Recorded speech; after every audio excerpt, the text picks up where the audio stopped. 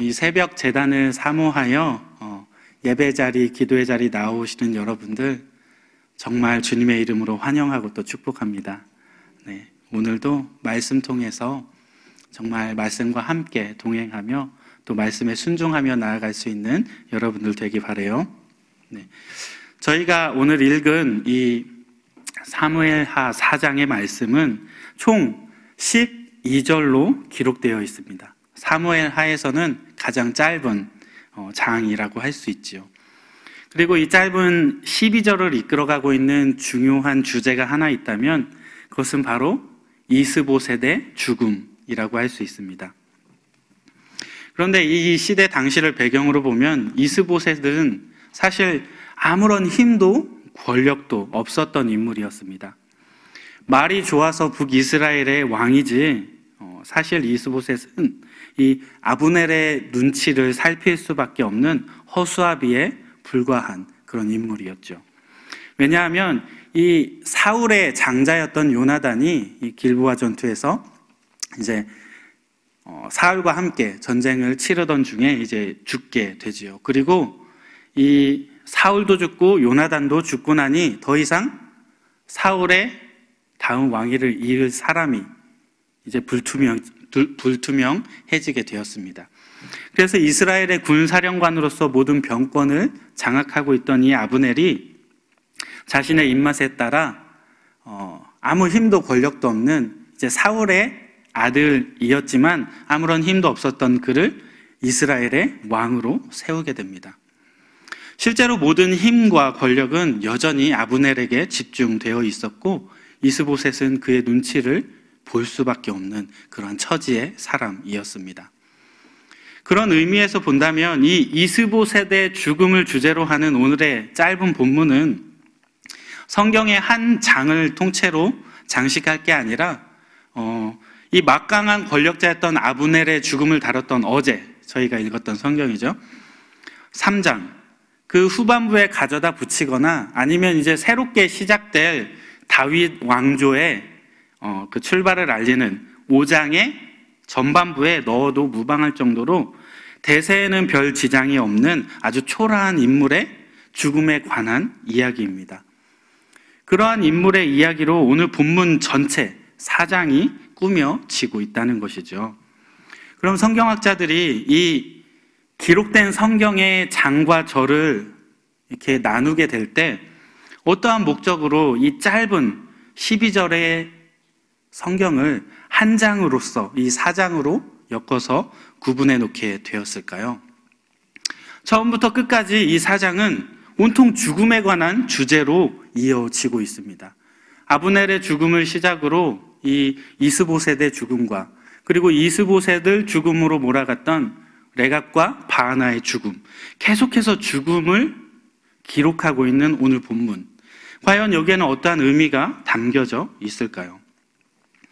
오늘 저희가 읽은 4장의 줄거리를 제가 간략하게 소개를 해본다면 이 북이스라엘의 최고 권력자인 아브넬의 죽음의 소식을 이제 이 이스보셋이 듣게 됩니다. 그 이야기를 듣자 손에 맥이 탁 풀리게 돼요. 그리고 이 이스보셋뿐 아니라 온 이스라엘 백성들이 겁에 질리게 됩니다. 이 아브넬의 죽음으로 인해 온 이스라엘이 혼란스러워지자 이 이스보셋 밑에서 아주 작은 소규모의 부대를 관장했던 군장, 이 레갑과 바하나가 자신이 섬기던 이스보셋 왕을 암살하기에 이르릅니다.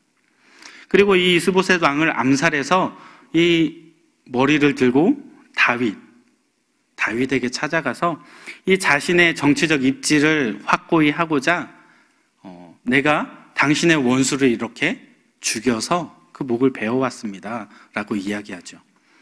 그런데 다윗은 오히려 그들을 처단하고 이 이스보셋의 장례를 치러줌으로써 오늘 본문 4장이 마무리되어지고 있습니다. 그런데 재밌는 것은 이러한 죽음의 이야기 가운데 4장의 중간 4절에서 이 사울 가문의 이 마지막 남은 자였던 무비보셋에 대해 간략하게 소개합니다.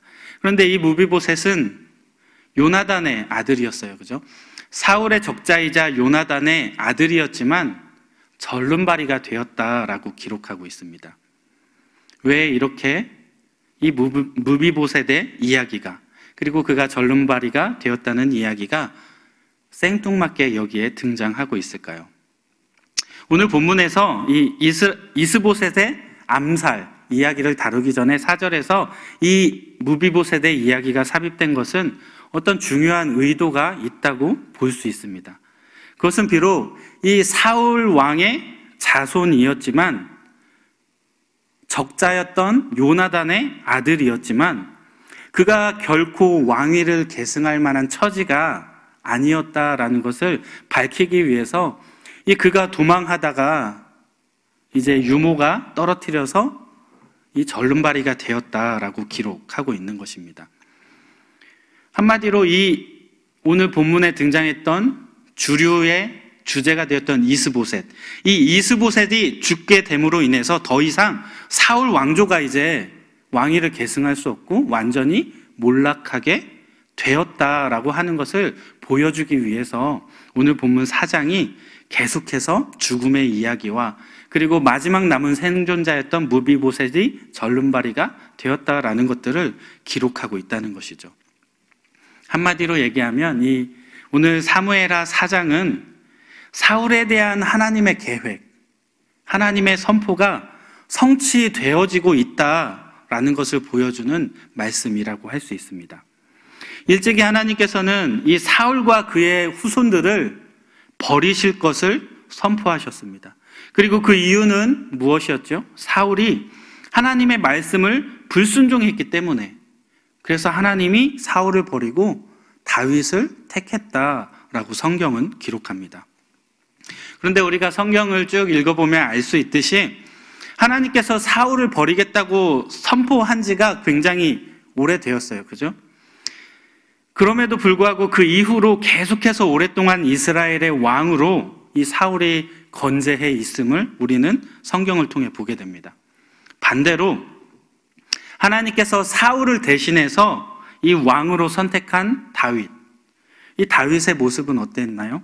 굉장히 오랜 기간 동안 사울에게 쫓겨다니면서 온갖 고난과 고초를 겪고 있었음을 우리는 계속해서 읽어왔던 사무엘상의 이야기를 통해 알고 있습니다.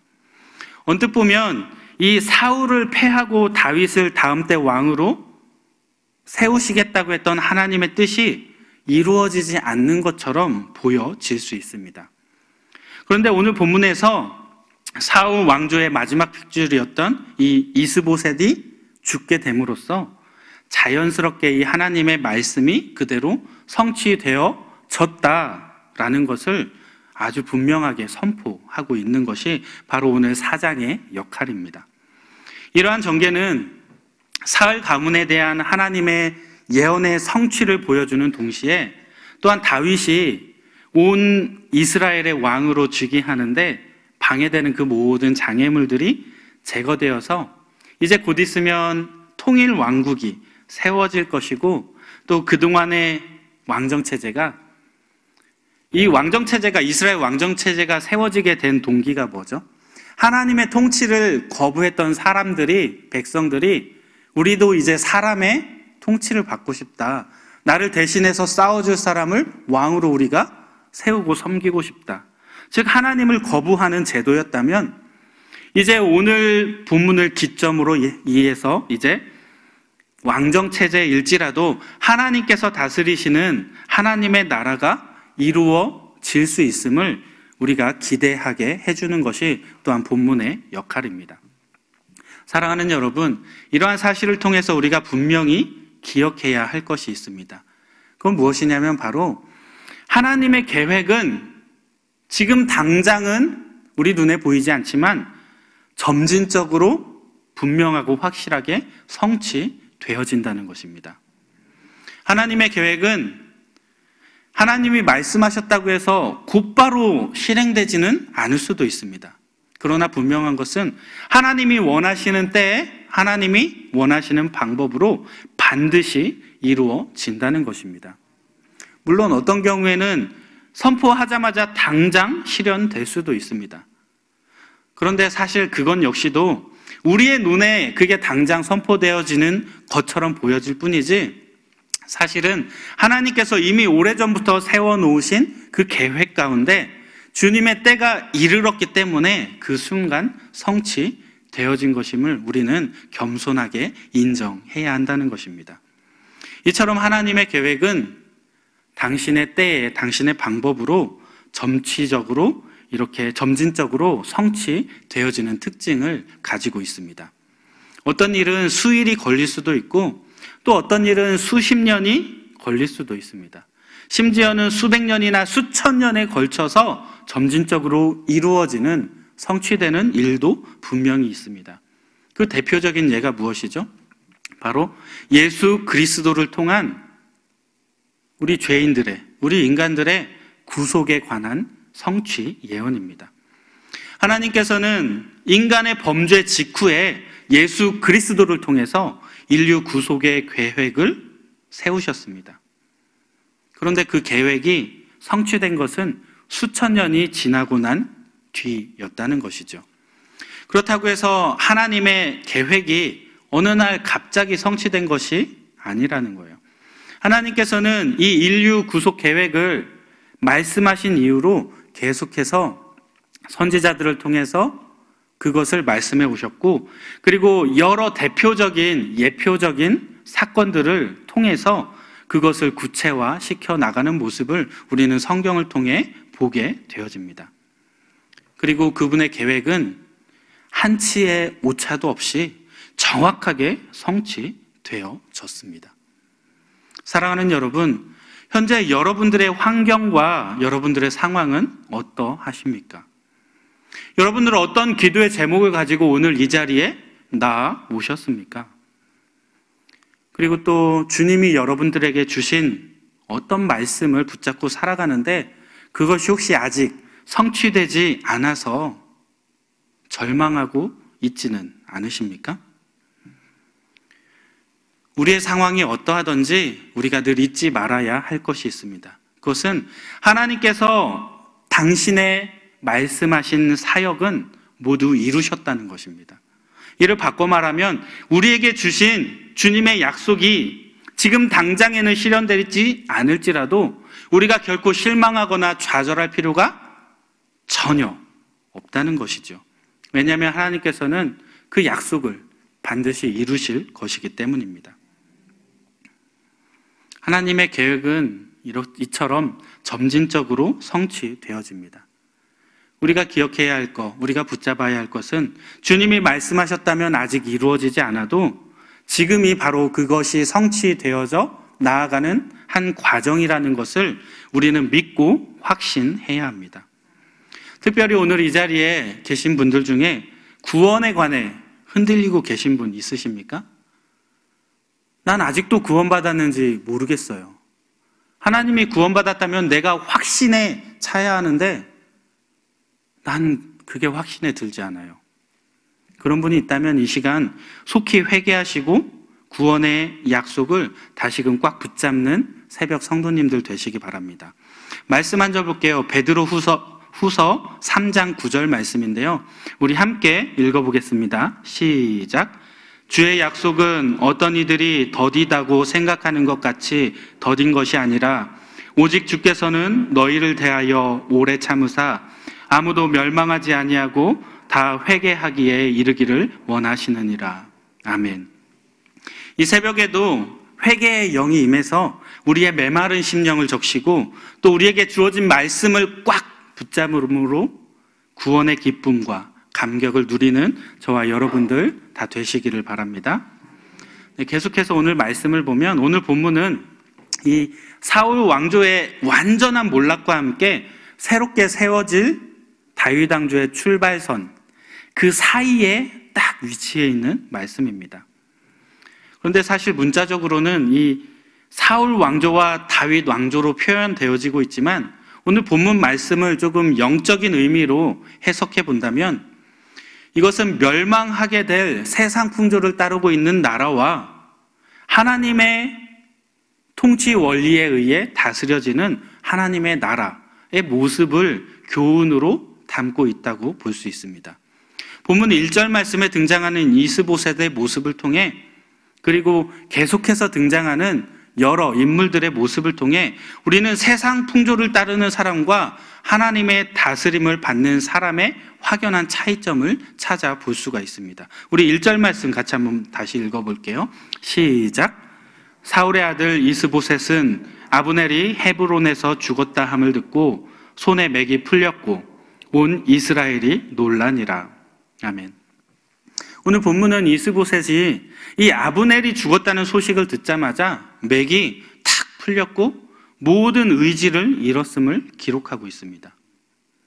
이러한 본문은 이 세상 풍조로 대표되어지는 이 이스보셋뿐 아니라 북이스라엘 백성 모두가 얼마나 이 아브넬을 의지하고 있었는지 아주 잘 보여주고 있습니다. 이처럼 세상 풍조를 따르는 사람들, 이들은 사람의 힘과 사람의 지혜를 의존하며 살아간다는 것입니다. 오늘 등장하는 북이스라엘의 인물들, 아브넬이 그러했고 이스보셋이 그러했습니다. 그리고 또 레갑과 바나 역시 자신들의 뜻대로 나라를 좌지우지하기 위해서 수많은 노력을 하는 모습들을 우리에게 보여주고 있습니다. 그런데 이들의 살인과 음모, 이러한 세상의 풍조를 따르는 인간의 계략은 하나님의 나라를 대표하는 다윗의 통치와 부딪히게 되어질 때 그저 손에 맥이 탁 풀리듯 아주 허무하게 무너져 내리게 됩니다. 무비보셋의 모습은 어떠합니까? 급히 도망하다가 다리를 절게 되듯이 아주 한순간에 모든 것들을 잃어버리고 모든 힘을, 능력을 상실해 버리게 되었다라고 오늘 본문은 증거하고 있다는 것입니다. 그런데 하나님의 나라는 어떠합니까? 이러한 세상 풍조와는 달리 하나님의 섭리 가운데 이루어지는 나라는 이 쇠락해갔던, 망해갔던 다윗 왕조와는 다르게 다윗을 통해 이루시는 이 하나님 나라는 유력자가 떠나가도, 그리고 세상적인 힘을 상실할지라도 이 신실하신 하나님께서, 그분께서 스스로가 당신을 위해 세워가시는 나라라고 하는 것입니다. 그렇기 때문에 우리 성도들은 세상 풍조와는 다른 하나님 나라의 통치 원리를 잘 알고 있어야 합니다. 먼저 세상 풍조는 어떻게 돌아가죠? 오늘 말씀에서처럼 어떠한 유력자에 의해서 좌지우지되고 움직이게 됩니다. 그런데 그 유력자가 떠나게 되거나 죽게 되거나 어떤 사정이 생기면, 또는 어떤 재정적인 어려움이 찾아오면 그 공동체는 위기에 처해 버리고 말게 됩니다. 그때마다 맥이 탁 풀리고 용기를 잃고 그저 주저앉아 버리게 된다는 것입니다. 반대로 하나님의 나라는 그렇지가 않습니다. 유력한 사람이 사라질지라도, 막대한 돈이 없어질지라도, 가지고 있던 권력을 모두 놓아 버리게 될지라도 요동하지 않는다는 것입니다. 다윗의 모습이 그러했죠. 사울이 죽인 이방인은 천천히지만 다윗이 죽인 사람은 만만이라고 모든 사람이 그를 받들어 줄 때도 그를 통해 하나님은 역사하셨고, 그가 그 모든 권력과 힘을 잃고 목숨을 담보로 하여 쫓기고 도망가는 그 순간에도 하나님은 그 다윗과 함께 하시며 하나님의 나라를 이루어 가셨다는 것입니다. 왜냐하면 하나님께서 그 나라를 직접 이루어 가시기 때문입니다. 하나님의 나라는 사람에 의해서, 사람의 계획과 사람의 행동에 의해 좌지우지되지 않습니다. 사람이 어떠한 악독한 마음을 품어도, 또는 어떠한 선한 일을 향하여 의지를 불태울지라도 그 사람의 의지에 의해서가 아니라 하나님의 의지에 의해 세워지는 것이 바로 하나님의 나라라는 것입니다. 사랑하는 여러분, 주위에 의지할 사람이 없으십니까? 가장 필요한 일에 쓸 돈이, 재정이 부족하십니까? 그럼에도 불구하고 여러분들이 하나님이 원하시고 기뻐하시는 일에 집중하신다면 하나님께서 그 모든 것을 능히 책임져 주실 것입니다. 하나님이 주권적으로 그분의 나라를 이끌어 가실 것을 믿고 바라보기만 하면 그저 그분의 나라는 이 땅 가운데 세워지게 됩니다. 그것이 바로 하나님의 나라입니다.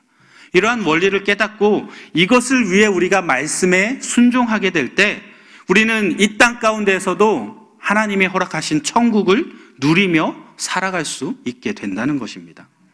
사랑하는 여러분, 이 시간에 우리가 힘 있는 사람이나 돈을 의지할 것이 아니라 하나님의 섭리와 그분의 주권을 신뢰함으로써 이 땅 가운데 천국을 누리며 살아가시는 여러분들 되시기를 주님의 이름으로 축원합니다. 또한 하나님의 나라는 불의를 행하는 것이 아니라 항상 공의와 선행에 힘쓰는 곳임을 우리가 기억해야 합니다. 레갑과 바하나가 이스보셋을 죽였던 것은 이 세상 풍조의 아주 전형적인 모습이라고 할 수 있습니다. 이처럼 음모와 배신 그리고 살인을 통해서는 결코 하나님의 나라를 단 한순간도 누리며 살아갈 수가 없다는 것입니다. 손해를 보더라도 우리가 신의를 지키고 옳고 선한 일을 행하는 가운데 하나님의 나라가 이루어지게 됩니다. 하나님께서는 결과보다는 과정과 그 동기를 중요시 여기는 우리의 중심을 보시는 분이 바로 우리 하나님이시기 때문입니다. 레갑과 바하나처럼 음모와 배신을 일삼는다면 그들과 똑같이 역시 심판을 받게 됩니다. 하지만 항상 공의와 정직을 실천할 때 하나님께서는 우리의 삶을 가장 선한 길로 인도해 주실 뿐 아니라 우리의 모든 것을 기적처럼 책임져 주시는 분이 바로 우리 하나님이십니다. 사랑하는 여러분, 오늘 이 새벽에도 살아계신 하나님을 믿음으로 공의와 선행을 실천하기로 결단하는 저와 여러분들 되시기를 주님은 원하고 계십니다.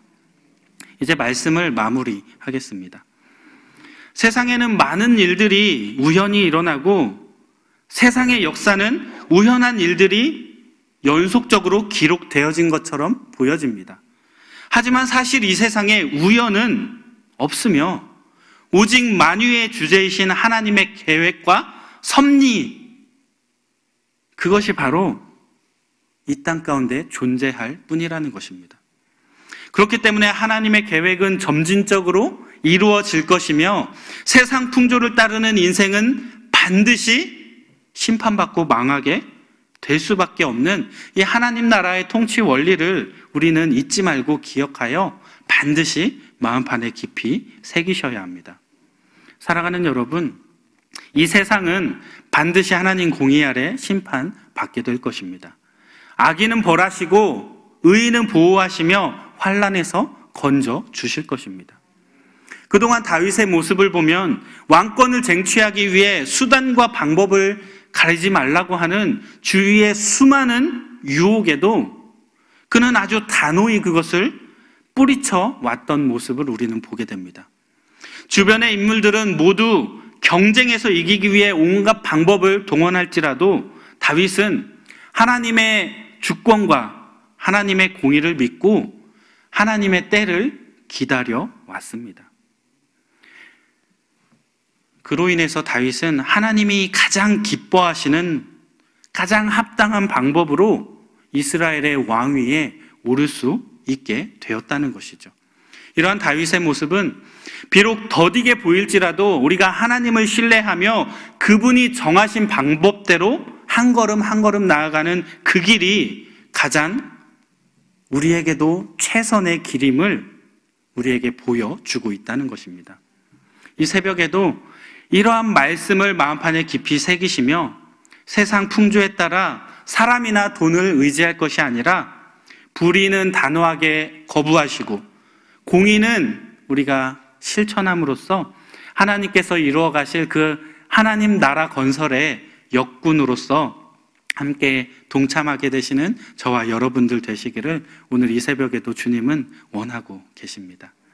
우리 이러한 말씀을 붙잡고 이 시간 함께 기도했으면 좋겠습니다. 하나님의 계획은 반드시 이루어집니다. 세상 풍조를 따르는 인생은 망할 수밖에 없다는 것을 여러분 잊지 말아야 합니다. 그래서 우리가 이러한 말씀을 바탕으로 우리가 세상 풍조를 의지하는 것이 아니라 우리가 불의를 거부하고 공의를 실천하며 하나님의 나라를 이 땅 가운데 세워가는 역군이 되겠노라 이 시간 결단하며 주님 앞에 기도하기 원합니다. 다 같이 기도하겠습니다. 사랑해 주님 감사합니다. 주님 우리의 삶 가운데 찾아와 주셔서 우리를 변화시켜 주시고 당신의 소중한 존재로 우리를 세워주셨음을 주님 앞에 고백합니다.